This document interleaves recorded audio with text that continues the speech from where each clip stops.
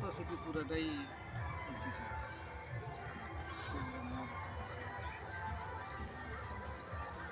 ঝিকমি কালোটা তুলো। ঝিকমিকটাই সুন্দর লাগছে।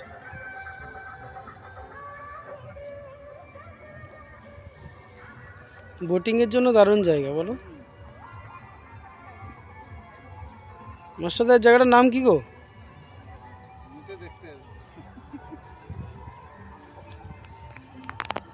তুমি সাঁতার কাটতে পারবে এটাই? সাঁতার কাটতে পারবে? একটা নাম তো দিয়ে দারুণ লাগছে। উদবাদালের কাছাকাছি জায়গা এটা, তাই তো? একটা ঝিল, দারুণ লাগছে দেখতে।